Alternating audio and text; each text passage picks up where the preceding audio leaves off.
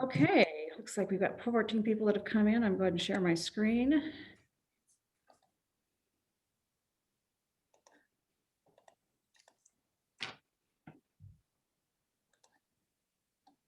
Okay, looks like we're live. Welcome everyone. Looks like we've got about 19 people that have joined us. We'll get started in just a minute. Let a few more people join.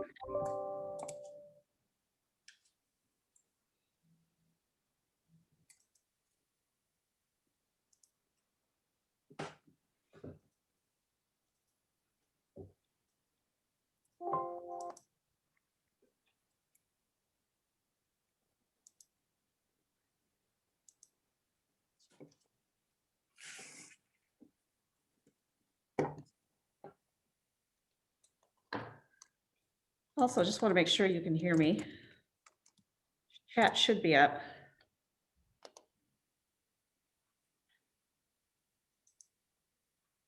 Okay, looks like everybody can hear. So I'll go ahead and get started. Just wanted to welcome everyone for joining us this evening.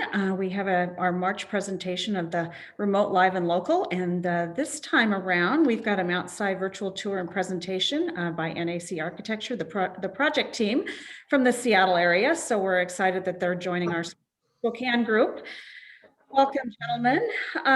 I'll introduce you in just a moment, but wanted to let everybody know that if you're an AIA member, we are giving credit for this course. You will get 1 HSW credit. I do need you to email me at office@aiaspokane.org and attend the entire presentation, and I'll go ahead and make sure that you guys get credit. So with us today, I want to introduce Boris Sidar, who's a AIA design principal with NAC Architecture, Matt Redenbauer, who was the principal in charge of this project, and Brent Compton, who was the project manager. They will be leading the presentation and discussion today. And we also are, like always, encouraging Q&A throughout. There's a Q&A button down at the bottom of your screen or at the top of your screen. Go ahead and log those questions, and they will answer those as appropriate throughout the presentation and certainly by the end of the presentation, provided there's enough time. So we definitely want to make this as interactive as possible. So I'm going to go ahead and go through some of the learning objectives, and I'm going to move this right here. Since you will be getting credit, I don't want to go through 4 of these. Attendees will learn how to apply complex pre-design evaluations for site selection in terms of broader ecology and resilience to natural hazards. The second learning objective is attendees will be able to evaluate sustainability of design using an elevated platform, including planning a free water flow in case of flood events. And 3, participants will explore how a large-scale project addresses student safety, fosters relationships, and integrates biophilic design to foster overall well-being of occupants. And finally, the attendees will discover how this design integrated progressive planning aspirations while mitigating the unusually large scale of a new high school. So with that, I'm going to go ahead and turn it over to the NAC project team. Gentlemen, thanks again for joining us, and I'll go ahead and back away from the presentation and let you guys take it away, and then I'll come back at the end and kind of wrap things up. Sounds great. Sounds great. Well, welcome everybody. We're happy to be here today to chat with you a bit about our experiences on Mount Si and share some things that we've learned through the way. We'll quickly introduce ourselves, and then we will kind of jump right into things. So I will start, and I'm Matt Rumbaugh, and I actually have been working on this project since 2012, so it has been a long process, and it's really fun to be at the stage we're at now. Boris, do you want to introduce yourself? Hello, everybody. I am Boris Serdar. I was the design principal on the project, and I actually joined the project in 2015, and it certainly seems like a little longer than yesterday. Hi, I'm Brent Compton, the project manager for Mount Si, and I joined about the same time Boris did, maybe a little bit later and stuff. And it's definitely been a project of all kinds of proportions to talk about. All right. What we plan to do today is we plan to go ahead and kind of utilize a virtual tour video of the school. And we plan to kind of use that as the background for our discussion about the 4 learning objectives that Stephanie mentioned and kind of our experiences on the project. So what we're going to do is we're going to be playing the video and starting and stopping it and having some discussion point. And we're going to be monitoring the Q&A session portal. So please feel free to put questions in there and we'll do our best to answer them throughout the presentation. And we also plan to leave 10 or 15 minutes at the end for Q&A and discussion at that point as well. So it is a virtual format. It's really hard to make these things kind of personal and lively like we would if we were in person, but we're going to do our best to keep you engaged, and hopefully there's some interesting things here that we can learn together. So I thought I'd just share a little bit about the history of the project and kind of some of the key factors that drove the impetus for this project. The school district started to realize that they were going to have some crowding issues, probably dating back to about 2008 or so. And this is the Snoqualmie Valley School District, and it is an incredibly long school district. So geographically, one of the longest in the state. It's right near Snoqualmie Pass, and it runs through this relatively narrow valley and heads many, many miles south. So the district itself is not super large from a population perspective, but it is very large geographically. And so one of the challenges that they had is they have always just had one high school for their school district, but it is definitely a growing region. Starting, like I say, back in around 2008 or so, they realized they need to be planning for this growth. And they started looking at possible sites to build a second high school. And at that time, they weren't quite ready to make the leap to having a second high school. But as they started to think about the pros and cons of having one high school, which is the high school we're going to be sharing with you now, and has been here for, I don't know, there's been a school on this site for probably close to 100 years or so. And this site is located very centrally geographically between, within the school district and also sort of in the more densely populated area of the school district. Then they had reviewed some kind of, I'll call it green sites elsewhere in the site that are undeveloped pieces of property in the district. And eventually what they ended up concluding is that it really made a lot more sense to still continue to just have one high school, have it be centrally located within the district, and to reuse their existing site. One of the things that posed then are some challenges because this site is very close to the Snoqualmie River. And over time, this river floods. And so the entire site is built on a site that for centuries has had flood deposits on it. So there's a lot of challenges building in an area that is prone to flooding, and we're going to talk a bit about that. But in the end, it really seemed like the most sustainable and appropriate solution was to reuse the current site and to rebuild on the current site.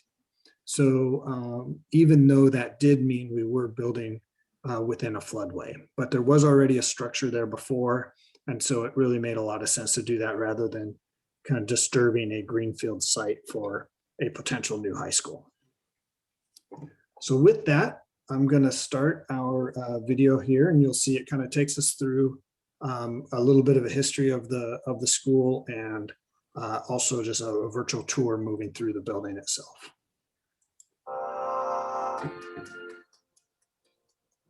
So thrilled to be out here today at the grand opening of Mount Si High School. For us as architects, we have been imagining the possibilities of what can happen here for literally years. And we are so excited to now see that those possibilities are becoming reality. getting to this point is really exciting for us, not only as a district as a whole, but our community. I think when students walk through this building, they're going to feel respected because of what this community has allowed for our students to participate in. It's largely designed kind of like a junior college. So we built a lot of spaces outside of the room for collaboration. One of the concepts we worked on with the architects was to make sure we didn't have odd intersections of hallways, tight, narrow spaces, lots of opportunities for kids to spread out.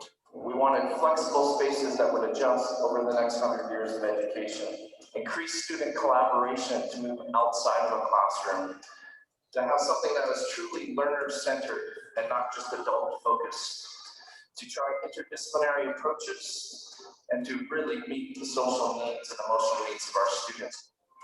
On Mount Si High School, we faced a series of very significant and quite unusual challenges. We had to pursue deeper thinking in a very holistic way to take advantage of all opportunities that have been presented to us. So let's remember how it all happened. We can see from this watercolor sketch that the Mount Si High School is the third large form between the Mount Si on the east and Rattlesnake Ridge on the south, and it is bounded by the river on the north. The river is very idyllic, peaceful, but the river floods, and that required significant thinking about the resilience of the building. It was critical that building can be designed in a way that can resist and be sustainable even for those unfortunate events. You can see on this image how the campus was elevated in order for the adjacent landscape area and the underneath parking garage to absorb and allow the water flow in the event of the unfortunate floods. One of the things that was really crucial as we began the project was being able to understand the requirements of developing in a floodway. And it was a really intriguing challenge for us to kind of understand the dynamics of what we had to deal with. And in the video, Boris was just starting to talk about how the building itself is elevated above the floodway. So essentially, in the code, we need to be a minimum of 3 feet above the base flood elevation, which is essentially the 100-year flood line. And what we ended up doing is raising that up a few more feet above that, maybe 3 or 4 feet above that, so that we could then create a parking structure underneath the building. And that gave us a couple different benefits. It allowed us to, one, look at allow the water to flow under the building during the event of a flood, because one of the issues you need to deal with in a floodway is your construction can't make the flooding worse on adjacent properties. And that was a really key aspect of the analysis that we needed to do. This drawing you see up here is our site plan, and you can see how the surrounding area is gridded. Are you seeing the site plan? No, still the video. Okay, well, let's try to fix that. Let me do it this way. Sorry about that, folks. Let's try it this way. Okay, are you seeing seeing it now? Perfect. Okay, so in this drawing, you'll see that we have the surrounding site is gridded off. And within each of those grids, we need to look and be able to demonstrate that the floodwaters themselves are not, basically they are not increasing in height, and they're not then creating an increase for any of those adjacent properties. This is a kind of zoomed in view, and we needed to do this at different stages. So at the end of the first phase of construction, and you can see kind of these rectangles here start to then highlight areas that where there's been a change in the flood elevation afterwards. And in most cases, it went down. And we needed to do that by, one, letting water flow through the site, and two, being able to store enough water on our site so that the flood conditions after construction would be basically the same as they were before construction. And it was definitely a intriguing and fun challenge to figure out. Well, as Matt mentioned earlier, the river has, for thousands of years, has deposited wonderful soils in the valley. To use a technical term from our geotechnical engineer, the soil is crap. And we needed to really address this because in the analysis, we noted that in a 75-foot distance, we could get as much as 17 inches of displacement or differential sediment. And that was kind of an eye-opener how we are going to treat this. And in some cases, and particularly in this site, the deposits from thing are about 500 to 600 feet deep. So running piles all the way down to bedrock was definitely cost prohibitive. What we ended up doing was putting together stone columns that range between actually 36 to 52 feet at 8 foot on center, and creating what you will as a mat. And this mat would then, if we had a seismic event, the mat would basically kind of float there and be stable, and everything in the whole campus would go up and down together. And that would be a stabilizing force. And so that was one of the first steps we did, was to stabilize not only where the building was, but 30 feet outside the building edge as well. Absolutely, absolutely. I think it was pretty amazing to think about, the impacts of a large seismic event when you have soil that kind of acts like jello. So this was a way to consolidate that and became a pretty big driver in what we were doing. 4,800 columns were eventually installed. So I'm going to jump back in, pick up where we left off. Just a little bit about kind of the basics about the school.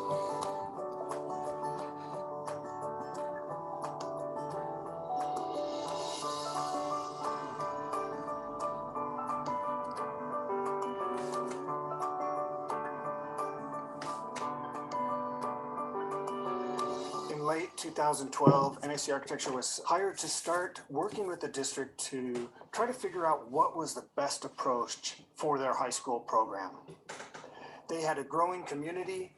They had created a new freshman campus to provide new opportunities for their freshmen, as well as to address capacity needs at their high school level. We spent a few years studying a wide variety of options, from renovating the existing building to completely rebuilding it, to determine what was really the right thing for the district. We also worked closely with Frank Locker Planning Associates to go through a process with students, teachers, and other district staff to really envision what a new high school could be for them. One of the key things we did is try to identify what spatial characteristics are going to be really important for learning and for a successful high school. And with that, we developed a wide variety of words that we consider to be the signifiers of success. If our building could live up to the goals identified in these words and phrases, then we knew this building would be a success. Things like it needed to be student-centered. It needed to be a project-based environment. Students needed to have a really high level of engagement, and relationships needed to be supported throughout the building design. Everyone throughout this visioning process really believed that the building matters. The community resoundingly supported the bond measure that funded the construction of this new high school. It's time we begin our journey in design, but we're not going to do this alone. We're going to be in partnership with the Snoqualmie Valley School District, engaging community members, key district staff, teachers, school staff, and students. We first began to explore the design through words with what are the constraints, what are the needs, and what are the goals for the project. Our large architectural team used a wide variety of methods to explore as many options as possible in an effort to achieve the best possible educational environment. The design process culminated in a large group meeting where we evaluated multiple design options based on owners' criteria and goals. This allowed us to select a preferred design option. That selected option Brent just mentioned is a series of pavilions within the landscape. The next step was to really explore how independent or connected these pavilions wanted to be. We looked at this from an architectural perspective, of course, but also from an experiential and programmatic perspective as well. After this very thorough planning session, we understood that we are looking at an elevated campus, and campus needed to be elevated physically, educationally, and experientially. On this diagram here, you can see that campus is brought up in 7 different buildings, academies. The concern of scale was very important for the group. So that physical breaking down of scale into the smaller learning communities with the different commons here shown in blue was very important physical aspect of the campus organization.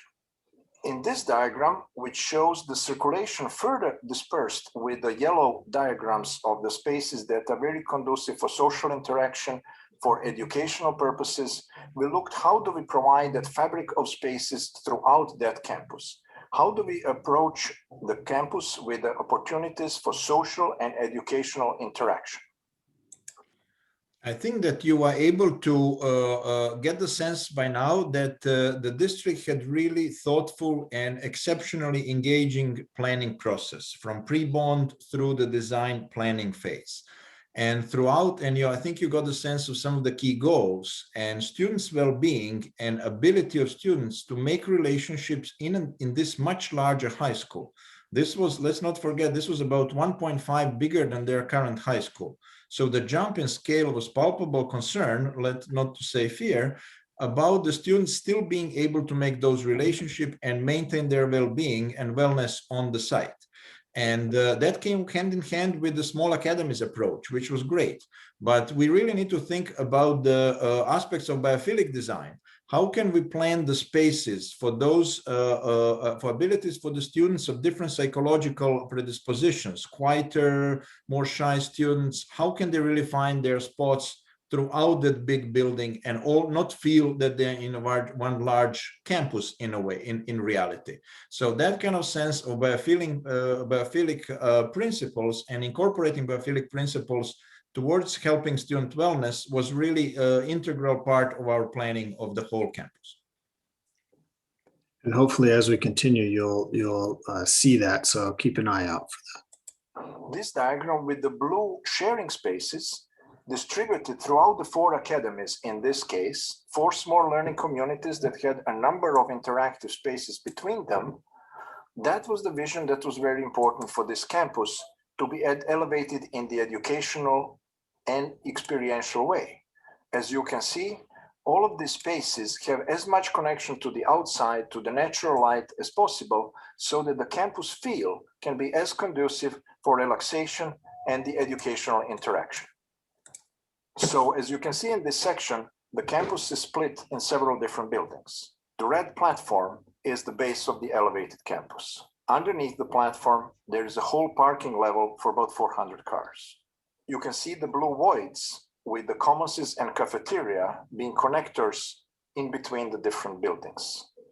You can see how the thinking of taking the experiential quality was carried through by elevating the greenhouse on the top of the 2nd floor, where it can enjoy the benefits of the views to the outside, to the distance, and being a good educational space for the students. So you can see here when you look at the site plan that the L-shaped building allows us to shape the building around the existing stadium and track and field and preserve the other half of the site for development of parking and additional fields. This allowed us to create this new building while the existing building was still occupied. The existing building is located roughly where the Performing Arts Center and the new parking and fields are. So with that, we thought we would spend just a minute to chat about some of the code challenges that come with a building like this.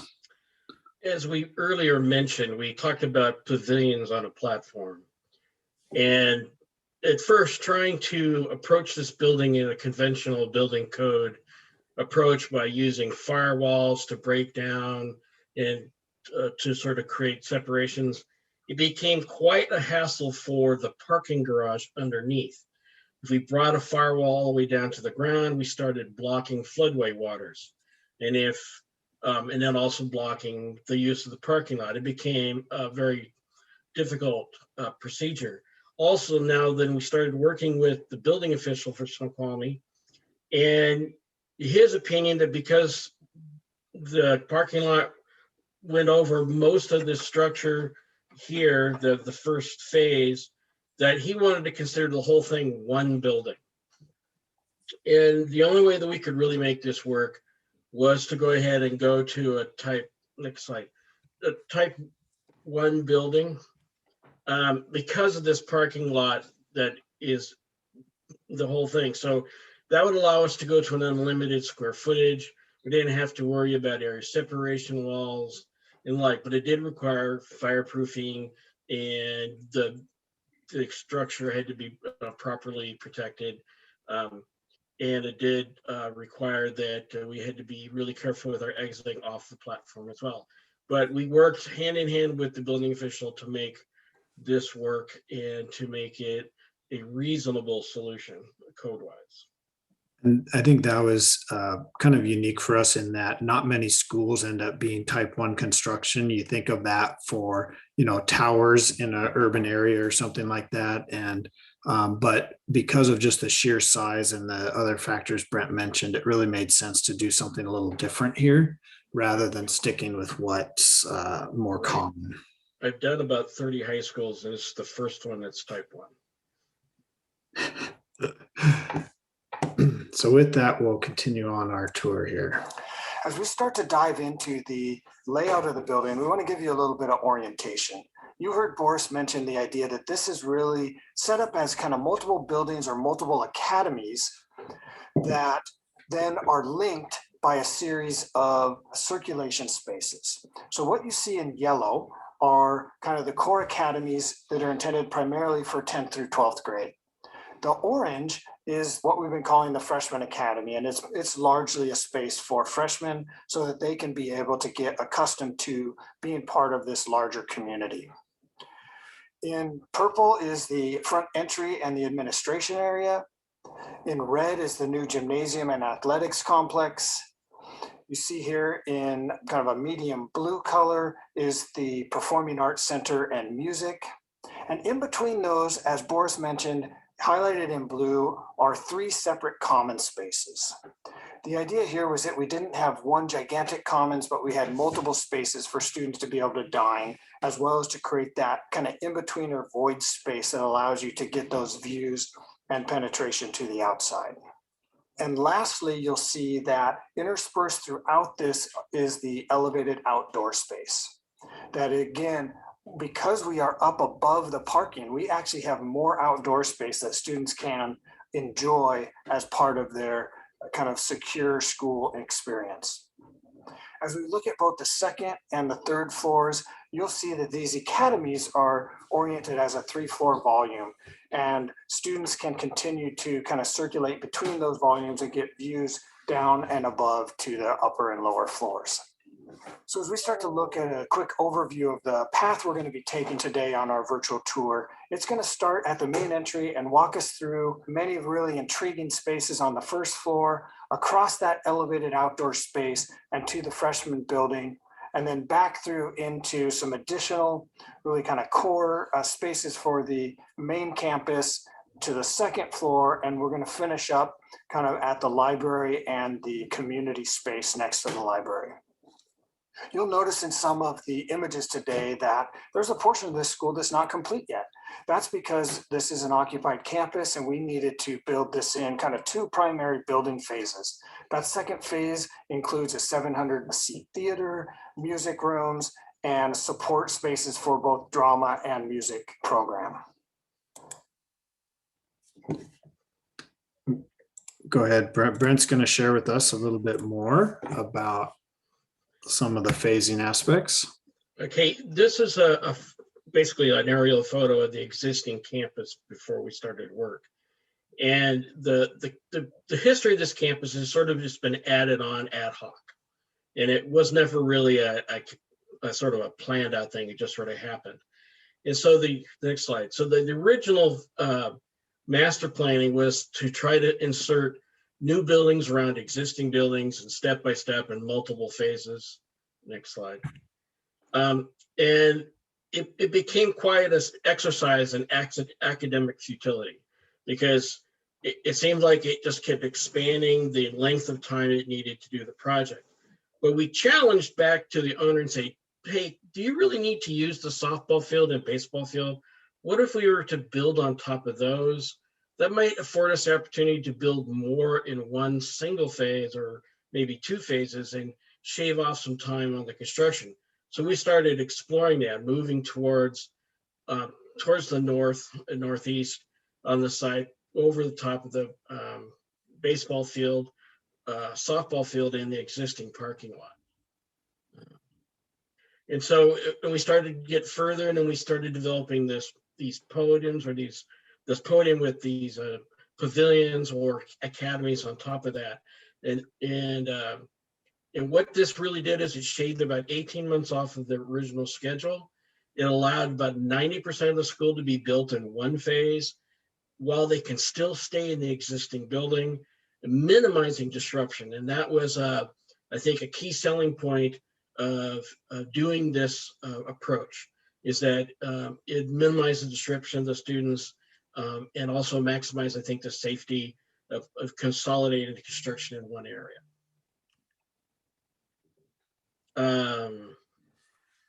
And this is an errant slide.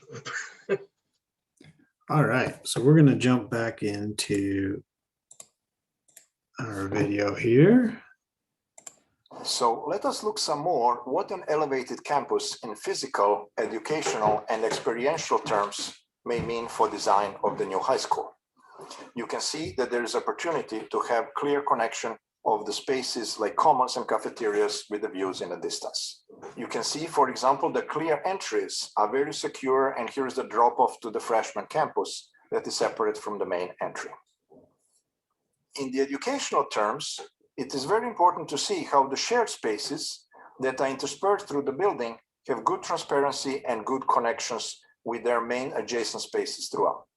Some of them go 2 stories high, and yet still they have view in the distance. Interesting part of our planning discussion was how to use the socializing spaces for student activities throughout the day. How can we maximize the use of space in social and educational terms? So we can see that students are using during the day, during the curriculum hours, these socializing space for their individual activities, small groups, for art classes. It was something that was really wonderful to see. This is the space where the school has been using the commons cafeteria for the general large group staff training. Now, fast forward to 2020 or 2021 and 22, and think of a hybrid model of a high school. What happens if you would hypothetically have something that would tell you that you may want to organize the learning in smaller groups of classes where the cohorts are not really mingling much with the other? How can you use the space? Is there a flipped classroom that could take a benefit of such education? And here's the occasion to use something that was intended for the staff that can be long valid in the future. We thought about how these spaces can be well connected to the nature. That concern about relationship and the scale was very important for the group. You can see these spaces connected inside, outside. You can see how that transition from inside to the outside was working and happening. One of the things you just saw here on the previous images and on this image are some of the outdoor spaces we were able to create. Some of them that you saw a minute ago are up on top of that platform that Brent talked about. And this particular one here, we call it the triangle courtyard for obvious reasons, because we are so creative. But basically what this is this courtyard here steps down into the parking garage level. So in the morning, students and staff can enter the building through here, but we do have some gates along the side. So this becomes part of the secure perimeter of the school. And, one of the things that is a sad reality of designing schools these days is security is a key concern, and we need to deal with it. What we found is that this idea of elevating the building up above the parking actually provided a lot of opportunity for making this experience, one, more secure, and two, making the security not seem very present. And that was something that was really important to us as architects, and I'm sure it's important to all of you, is that you don't want to feel like you're in a secure place.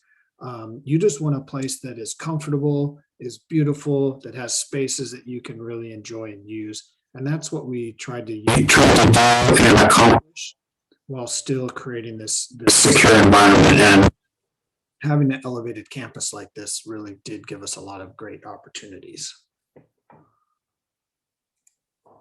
There are so many spaces throughout this building that are beautiful, that capture the views around us, but that also are just incredibly interesting and exciting. It's great to finally have students in the building. We've been building for so many years. To see students interacting with the facility and getting excited about coming to learn, that really is what this is all about, is having students be engaged, learning some incredible things, and really just launching their path into the future.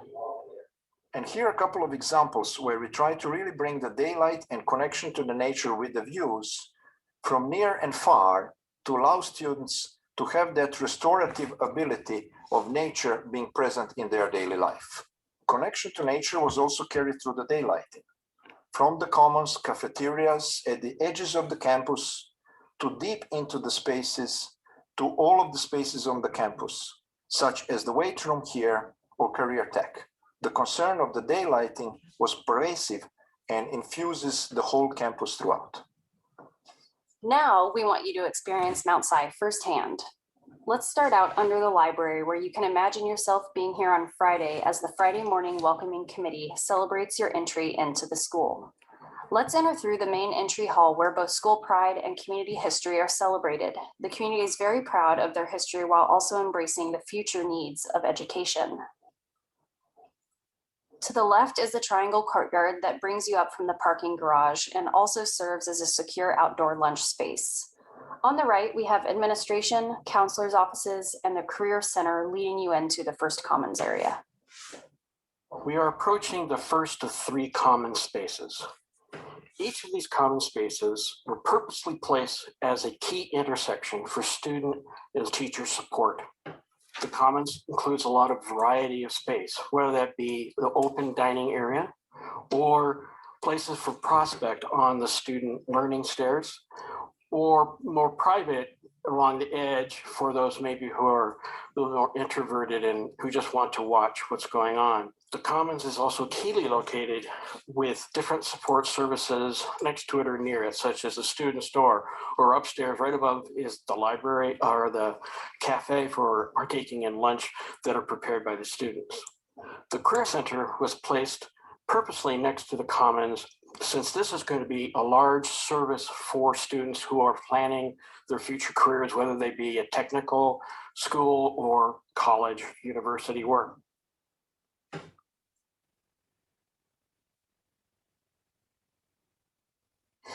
The Culinary Arts is a really important program. You'll notice its central location adjacent to the first commons. This connection to the commons allows for food service and catering opportunities for the culinary students. Some students work side by side with the kitchen staff serving lunch. Furthering those catering opportunities, the corner cafe has sliding glass doors opening up to the commons as well. The Culinary Arts program is also connected to the commercial kitchen and allows students real-world experiences in food prep, cooking, serving, and catering. This is a really big high school, so it was important to us that wayfinding is simple and intuitive. As you move through the main connector halls, textured wood panels in large numbers identify the different academies. Brent and Malia described the importance of the culinary arts and student store to the program and to the daily life of the campus. In addition to that, it is important to know that there are 5 other dedicated locations for food distributions where students can get their food in a smaller groups and help their daily circulation. We had a lot of conversation about that with the planning committee, and they have taken quite a visionary aspect. So on this image, for example, on the left side under the stairs, you can see a small cafe, but this is also adjacent to the space that is off the main commons, as Brent was describing, where the possibly introvert students can look for a pause right next to the natural space on the right-hand side. We mentioned before that the whole campus is organized so there's distribution of commonses in specific locations. There are 3 main commons areas because creating relationship was very much on the forefront of the whole school planning committee. So that way of thinking was carried through with the biophilic principle of prospect and refuge. You can see on this image that on the left side, there's a smaller space for quieter students, those that need more privacy, right next to the bigger prospect space in the larger area. And in turn, you can see that this big prospect space is almost like a refuge space to the larger distance to the Mount Si in the far. And that way of thinking about the spaces has been interwoven throughout the planning of the campus on the interior and the exterior. We put a lot of thought in designing the second floor commons areas so they can be used not just as a lunch areas, but also as a socializing area and educational spaces for curriculum between the lunch hours. It was really following the visionary ideas of the student-centered environment that the educational committee wanted to create from the early days of planning. So this exterior space, which is from one side a connector of the second commons towards the freshman campus in the distance, is also a major socializing space. It's an extending lunchroom. It's a hangout space for students. It's a connector. So you can see the students are congregating here. When we were there, they're using it just like it was imagined, and then some. It was wonderful to see how they're occupying every of these little spaces, smaller and larger groups. And this space, of course, has connection to the nature and the distance, but it also has the smaller spaces, like the space underneath this canopy on the right-hand side, which is actually an exercise space for special education suite, which is right behind it. As we enter the freshman campus building across the elevated outdoor space, we notice that this building has the same characteristics as the rest of the campus. It's chock full of spaces that are really student-centered, starting with this main entry stair that has a teaching space and a mural of the Snoqualmie Falls, leading us into the core academic area where we have a wide variety of both interdisciplinary classrooms, small conference group working areas, and open flexible spaces. And then, of course, we've talked multiple times that third common space is located within this building. This commons is also really open to the exterior. There's a deck right out front where students can be eating covered outside, as well as really partake in the beautiful scenery around. And lastly, this building is designed with flexibility in mind. So it has its own entry, its own drop off out front, and so a smaller administration and counseling area so that these students can really be well supported right from the time they're dropped off at school. One of the things that was important to the district right from the beginning is a few years prior to starting this construction, the district had started a freshman campus. They had done that for 2 reasons. One, for the practical reason of they were getting really crowded at their main high school campus. So they had what used to be a middle school, just basically kind of across the street, and they converted that into a freshman campus. And that definitely helped the issues of overcrowding. But what they really wanted to do more than that was to create a situation for freshmen where they could thrive. And one thing they found is trying to create some smaller groups and allowing freshmen to have more of a transition period was proven to be very successful. And so they felt like having the freshmen on the same campus as the rest of the high school students was really valuable. But yet they still wanted them to have a sense of autonomy, so semi-autonomous. And that's what this kind of building on the right-hand side does, is it allows the freshmen to be able to be semi-autonomous, but as you saw in many of those images, it's really easy to walk across that outdoor platform and then be connected to all the other opportunities that exist at this high school, whether that's going to music class or gymnasium, but the vast majority of their classes can all happen within this one building. So it creates a nice flexible environment and a nice transition opportunity for freshmen. And with that, As a brand new high school for the district, it was crucial to develop a career technical facility that met their needs today as well as in the future. In addition to bringing our own thought leadership to see. I'm going to skip ahead here for just a little bit. We want to make sure we leave enough time for Q&A here. And so we're going to just go a few minutes ahead. And I think to about.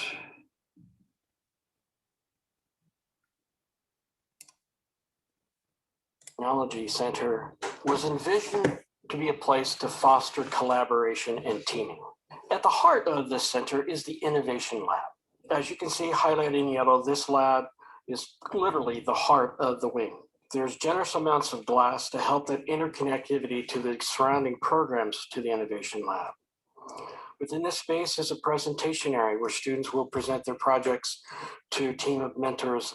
There are strong interconnections between all the labs and the shops, which will help facilitate the movement of materials and projects from one manufacturing or workshop space to another. Imagine, if you will, the students from the surrounding programs of robotics, electronics, engineering, and design meet together in the Innovation Lab to begin their project that they are assigned. They'll work in multidisciplinary teams. They will use tools within each of the labs and the shops, developing a solution to their problem. Eventually, they take it to the manufacturing lab to assemble and provide testing. They'll then, in the end, come back to the Innovation Lab to present their findings and the results to their mentors. Above the CTE area in this academy are the art classrooms and a full range of other academic programs. Collaborative flex spaces and conference rooms give students and teachers multiple opportunities for small group learning. As you exit this academy, the textured wood walls and graphics remind you of your place within the school.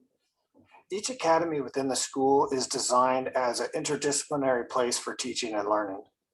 These academies, as you see here, have a central, open, flexible collaborative space as shown in yellow. There's going to be a series of academic classrooms that have very large windows looking into those spaces. And you'll notice on floors 2 and 3, we have a variety of different types of science labs that complement the interdisciplinary learning within these spaces. And within one floor of each academy is always located a teacher collaboration room. This allows teachers within the academy to be able to do interdisciplinary collaboration and staff planning.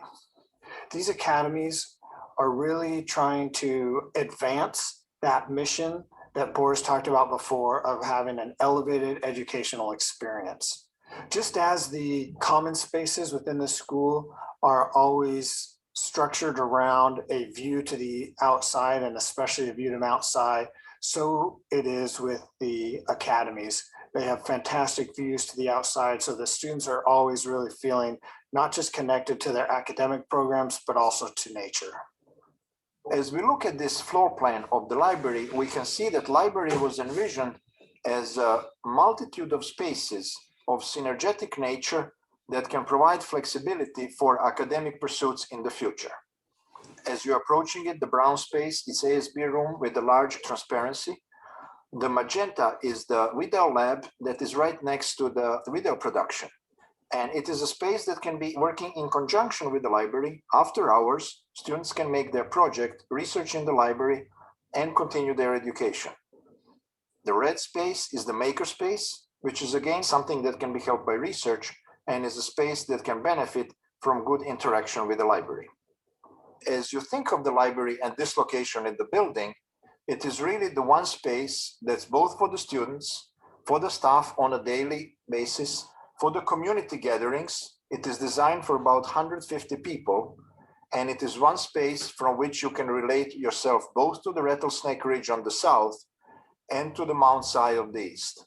It's really anchoring the Mount Si High School at the third large mass in the valley. As Boris was just describing, the library is one of those key public gathering spaces in the school. But of course, the gymnasium and its associated lobby is also a gathering space. As you leave the library, you end up at the top of the stair where you get to see that historic mural and a great view into that lobby space. To celebrate the community connections that happen within that lobby, we have created a custom perforated metal graphic that celebrates Mount Si. It is my hope that we can always remember that this building is more than just what is visible from the street. We set out to provide a facility to foster student engagement, support staff in delivering the highest quality of education, and help all students have a successful 21st century high school experience. We have built Mount Si High School with pride, and we hope that our entire community is equally proud of the newest addition to our amazing valley. Welcome to our house. Welcome to Wildcat Country.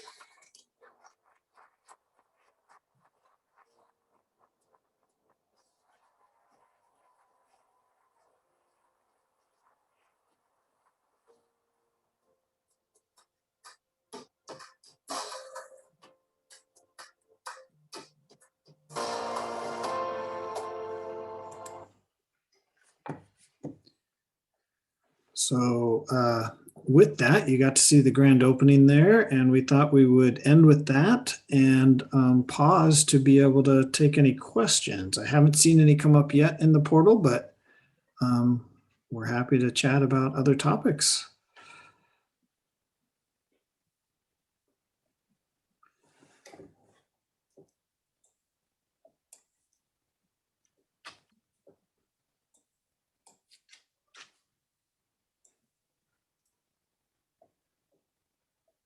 We've got 24 participants and no questions.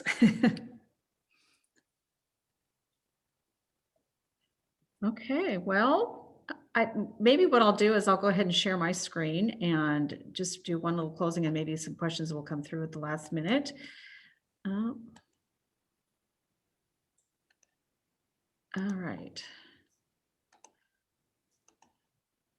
So before we close and give you guys just one last chance to pose any questions, I did want to make an announcement about Architecture Month, and it was very unfortunate that back in 2020 we weren't able to do it, just because we had planned everything to be not virtual, but we are back this year with mostly 100% virtual.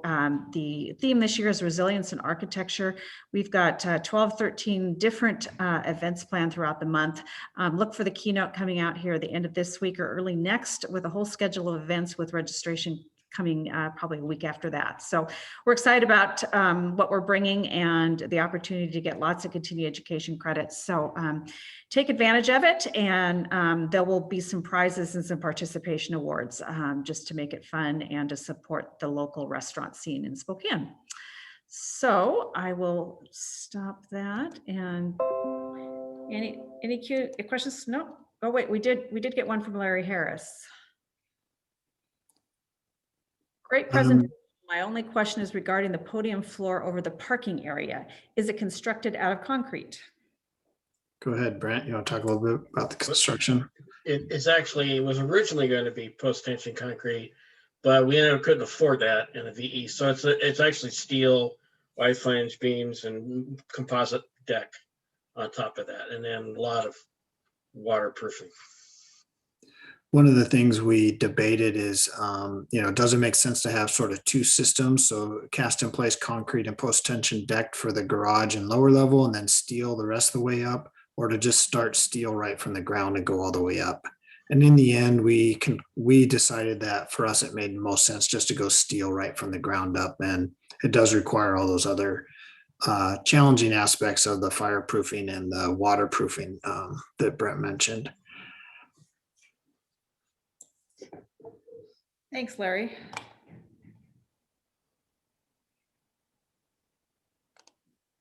Anything else?